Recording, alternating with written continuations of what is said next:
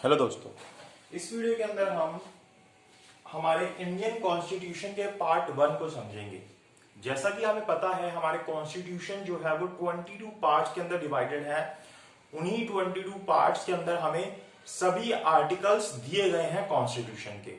ठीक है, तो अब हम देखते हैं पार्ट 1। पार्ट 1 देखिए किस बारे में बात करता है। पार्ट 1 बात करता है the union and it's territory, मतलब कि जो भी इंडिया की टेरिटरी है उसके बारे में यहाँ पे बात की गई है आर्टिकल 1 to 4 के अंदर। आर्टिकल जो फिर 5 से स्टार्ट होते हैं वो सिटीजनशिप के बारे में बात करते हैं। तो देखिए जो इसका आर्टिकल 1 है, सबसे पहले ही सबसे वर्ड इसने क्या लिखा, सबसे पहली लाइन क्या लिखी, इंडिया दैट इज भारत।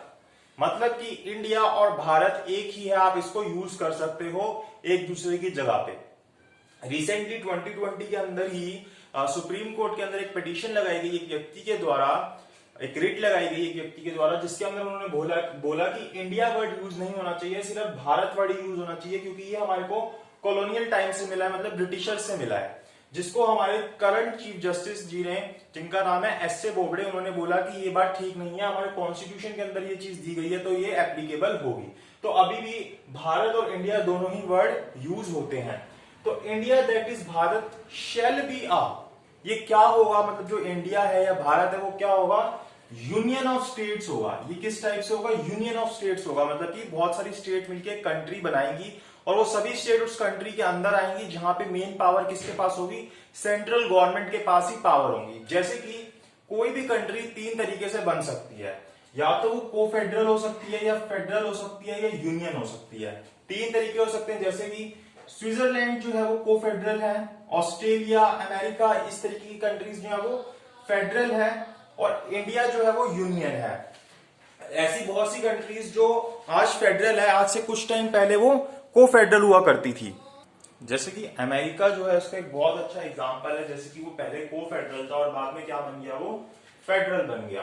अब को फेडरल और फेडरल एक तरीके से सेम टाइप के होते हैं, लेकिन जो फेडरल टाइप की गवर्नमेंट होती है, फेडरल टाइप की कंट्री होती है, वो थोड़ी ज्यादा स्ट्रांग होती है इन कंपैरिजन टू को फेडरल। मतलब थोड़ी क्या, बहुत ही ज्यादा स्ट्रांग होती है। ये क्या होता है कि कुछ स्टेट्स मिलके एक कंट्री बनाते हैं, जहां पे वो एक कंट्री जो बनाई गई है उसकी गवर्नमेंट जो होती है उसको पावर्स देते हैं। लेकिन को फेडरल में वो जो उस कंट्री गवर्नमेंट को जो मिलके बनी उसको इतनी ज्यादा पावर्स नहीं दी जाती, और कोई भी कंट्री उसमें से आराम से बाहर निकल सकती है उस जो उन्होंने एग्रीमेंट किया था उसको तोड़ के। लेकिन फेडरल के अंदर इतना इजी नहीं होता उस एग्रीमेंट को तोड़ के उससे बाहर निकलना। और यहाँ पे ही जो फेडरल होती है, यहाँ पे डुअल सिटीजनशिप का कंसेप्ट भी हमारे सामने आता है। वहीं यूनियन जो है, इसके लिए इंडिया आपके लिए बहुत अच्छा एग्जांपल है, जहां पे सेंट्रल स्टेट गवर्नमेंट अलग अलग होती है, लेकिन सेंटर के पास बहुत ज्यादा पावर्स होती हैं और कोई भी स्टेट टूट के इससे बाहर अपनी मर्जी से नहीं जा सकती। तो ये 3 तरीके की होती है, और इंडिया जो क्या है वो यूनियन ऑफ स्टेट्स है।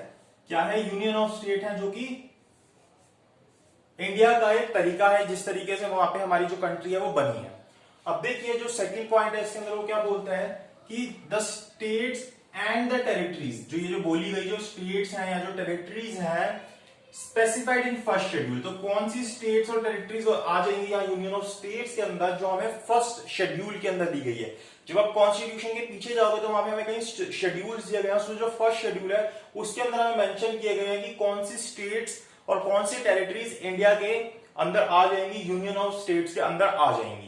उसके बाद इसका थर्ड पॉइंट क्या बोलता है, थर्ड पॉइंट क्या बोलता है, the territory of India shall comprise. अब ये जो टेरिटरीज हैं, जो टेरिटरी की बात हुई, the territories of India shall comprise, ये किस किस को मिलके ये टेरिटरीज बनेंगी, 3 चीजें मिलके हमारी ये टेरिटरीज बनती है। सबसे पहली टेरिटरीज ऑफ स्टेट, जितनी भी स्टेट्स हैं वो आ जाएंगी इसके अंदर। दूसरी चीज यूनियन टेरिटरीज, जो आपने सुना होगा यूनियन टेरिटरी मतलब केंद्र शासित प्रदेश जो होते हैं, जिसको केंद्र सेंटर गवर्नमेंट से डायरेक्टली कंट्रोल करती है। और such other territories as may be acquired, जिसको हम अभी तो हमारे पास नहीं है, लेकिन अगर हम जिसको कहीं किसी बाहर कंट्री को जीत के अपने पास लेके आते हैं, तो अभी हमारे पास प्रेजेंटली 28 स्टेट्स हैं, 8 यूनियन टेरिटरीज हैं और 0 अक्वायर्ड स्टेट्स हैं। 28 स्टेट्स हैं, 8 यूनियन टेरिटरीज है, जो कि पहले 7 होती थी, तो 7 में जो 2 टेरिटरीज वो मिलके एक हुई और 2 नई टेरिटरीज हमारे सामने आ गई थी। तो टोटल हमारे पास 8 टेरिटरीज हैं, 8 यूनियन टेरिटरीज हैं, 28 स्टेट्स हैं और 0 अक्वायर्ड स्टेट है। तो ये तीनों चीजें ही जो है हमारी टेरिटरीज के अंदर इंक्लूड हो जाएंगी। और अभी प्रेजेंट में कौन कौन सी स्टेट्स हैं वो हमें फर्स्ट शेड्यूल के अंदर दिया गया है। तो कोई भी स्टेट जब ऐड होती है, निकलती है, तो हमारे फर्स्ट शेड्यूल के अंदर अमेंडमेंट आता है और उसके अंदर मेंशन किया जाता है कि ये स्टेट जो है हमारे पास होंगी, यूनियन ऑफ स्टेट्स के अंदर कौन कौन सी स्टेट्स इंक्लूड होगी। तो ये चीज हमें आर्टिकल 1 के अंदर दी गई।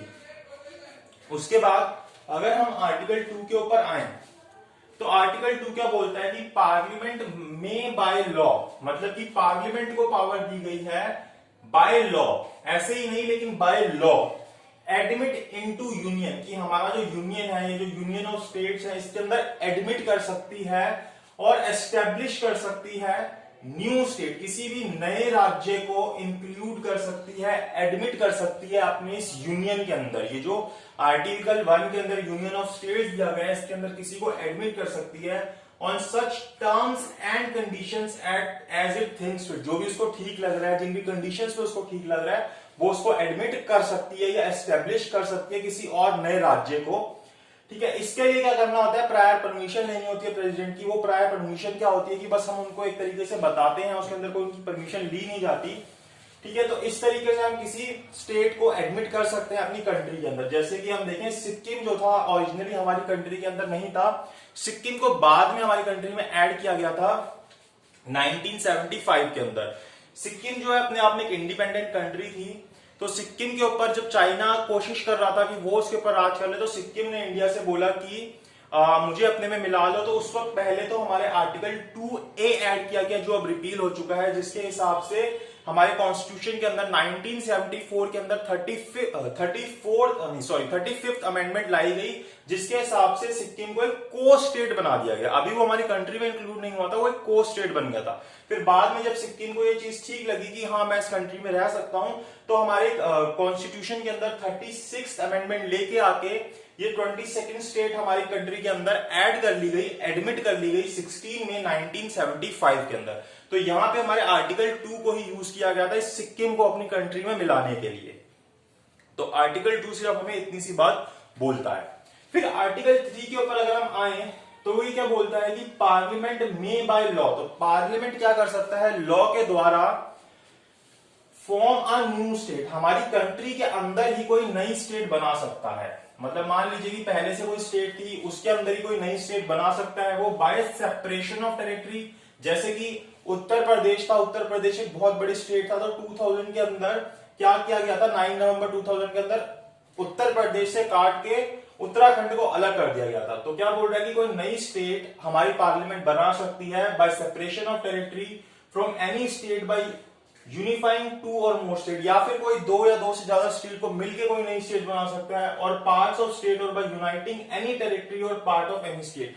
मतलब कुछ भी तोड़ जोड़ कुछ भी किया जा सकता है, ये पावर हमारी पार्लियामेंट को दी गई है। किसी भी स्टेट को तोड़ के नई स्टेट बनाई जा सकती है, 2 स्टेट को तोड़कर एक नई स्टेट बनाई जा सकती है। तो ऐसी कोई भी चीज जो है हमारी जो पार्लियामेंट है उसको पावर है कि वो इस तरीके की चीज कर सकती है।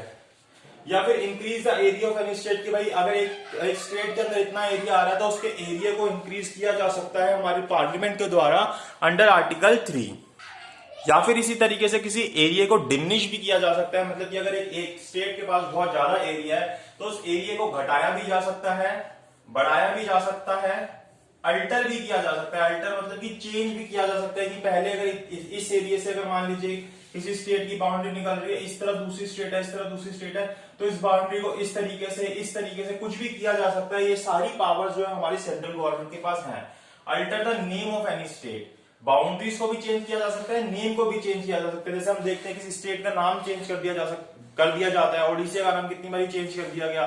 तो इस तरीके से आप किसी स्टेट का नाम भी चेंज कर सकते हो। ये सभी पावर्स पार्लियामेंट को दी गई हैं, मतलब कि सेंट्रल गवर्नमेंट को दी गई है हमारे कॉन्स्टिट्यूशन के द्वारा। यहाँ पे स्टेट गवर्नमेंट कुछ नहीं कर सकती, स्टेट गवर्नमेंट जितना मर्जी अपोज कर ले, अगर सेंट्रल गवर्नमेंट इस तरीके की चीज करना चाहती है तो वो चीज कर सकती है, क्योंकि ये सभी पावर्स किसको दी गई है, पार्लियामेंट को दी गई है। पार्लियामेंट मतलब कि सेंट्रल गवर्नमेंट को दी गई है। तो ये बात यहाँ पे बताई गई। अब यहाँ पे हम आर्टिकल 4 पढ़ते हैं। इस वक्त हमें एक बेरूबरी केस जो है वो भी डिस्कस करना जरूरी है। इस केस में क्या हुआ था, ये बहुत ही फेमस केस है 1960 का, Berubari versus union of India का केस, जिसके अंदर क्या हुआ था, एक बेरूबरी गांव था हमारे बांग्लादेश के एरिया के पास। एक बेरूबरी गांव था बांग्लादेश एरिया के पास। तो क्या हुआ था, जब हमारा इंडिया का सेपरेशन हुआ, जब हम अलग हुए, इंडिया और पाकिस्तान अलग हुआ, तो एक हमारा वेस्टर्न पाकिस्तान बना और एक ईस्टर्न पाकिस्तान बना, जो कि अब बंगाल के पास है, बांग्लादेश कहते हैं। तो यहाँ पे क्या हुआ कि एक बेरोबरी देश था, इसके अंदर हमने जो ये सेपरेशन किया था, ये क्यों किया था कि जो मुस्लिम पॉपुलेशन थी वो सारी पाकिस्तान चली जाए और जो most of the Hindu population है वो इंडिया में रह जाए।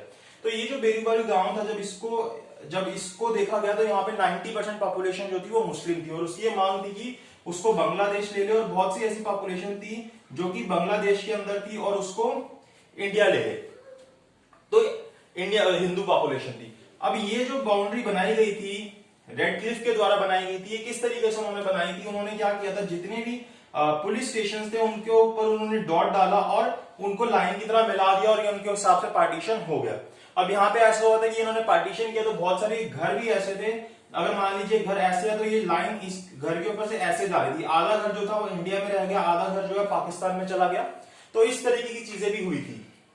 अब ये मांग उठी इस गांव के द्वारा कि हमें बांग्लादेश के साथ मिला दिया जाए, मतलब उस टाइम के पाकिस्तान के साथ मिला दिया जाए। अब यहाँ पे जो उस वक्त के प्राइम मिनिस्टर थे नेहरू जी, उन्होंने क्या किया कि उन्होंने कहा ठीक है, हम अपने ये पावर को यूज करके, पार्लियामेंट की पावर को यूज करके हम आपको उसमें मिला देते हैं। तो उस वक्त फिर बहुत ज्यादा जो है प्रोटेस्ट हुआ कि इस तरीके से हमारा कोई पार्ट आप किसी और कंट्री को कैसे दे सकते हो। तो उस वक्त भी एक नेहरू मून एग्रीमेंट हुआ, लेकिन जो एप्लीकेबल नहीं हो पाया। क्यों? क्योंकि बहुत ज्यादा प्रोटेस्ट हुआ और इस तरीके की चीजें हुई। तो उस वक्त प्रेसिडेंट ने आर्टिकल 143 यूज किया और प्रेसिडेंट ने सुप्रीम कोर्ट से एक सजेशन मांगा। वो सजेशन यहाँ पे इनके ऊपर मैंडेटरी नहीं होता, अगर वो ना चाहे तो अपने ऊपर एप्लीकेबल नहीं कर सकते। सुप्रीम कोर्ट ने बोला कि आप अगर इस तरीके की कोई चीज करना चाहते हो तो आप ऐसे नहीं कर सकते, इसके लिए आपको हमारे कॉन्स्टिट्यूशन के अंदर अमेंडमेंट करना पड़ेगा आर्टिकल 368 को यूज करके, जो कि स्पेशल मेजोरिटी मांगता है। तो इस तरीके से हमारे कॉन्स्टिट्यूशन के अंदर 9th अमेंडमेंट की गई और बेरूबरी गांव जो था वो पाकिस्तान को दे दिया गया। इस केस को हम और डिटेल में अलग से भी डिस्कस कर सकते हैं, क्योंकि इसके अंदर बहुत सारे फैक्ट्स हैं। यहाँ पे हम इन 4 आर्टिकल्स को समझ रहे हैं। तो इस तरीके से आप देख सकते हैं कि क्या चीज होती है। अब आर्टिकल 360 जो है, अगर हमें कुछ भी पार्ट अपने कॉन्स्टिट्यूशन का अमेंड करना होता है तो आर्टिकल 368 के हिसाब से होता है, जिसके अंदर हमें स्पेशल मेजोरिटी चाहिए होती है। स्पेशल मेजोरिटी मतलब कि 2/3 मेजोरिटी मांगी जाती है अगर हमें अपने कॉन्स्टिट्यूशन को चेंज करना है तो। लेकिन आर्टिकल 4 जो कि सिर्फ आर्टिकल 2 और आर्टिकल 3 के ऊपर एप्लीकेबल है, वो क्या बोलता है कि कोई भी स्पेशल मेजोरिटी की जरूरत नहीं है हमारे आर्टिकल 2 और 3 को अमेंड करने के लिए। अगर आपको आर्टिकल 2 या 3 को अमेंड करना है तो आप सिंपल मेजोरिटी से भी कर सकते हो, मतलब कि 50%, मतलब कि 1/2 मेजोरिटी से भी आप इसको अमेंड कर सकते हो। तो यही 4 बातें हमारे इन पहले 4 आर्टिकल्स के अंदर बोली गई। आई होप आपको ये समझ आया हो। अगर आपको कोई भी डाउट हो तो कमेंट बॉक्स में कमेंट कीजिएगा, उसको हम डिस्कस जरूर करेंगे। इस वीडियो के लिए इतना ही। अगर आपको अच्छी लगी तो लाइक शेयर सब्सक्राइब जरूर कीजिएगा।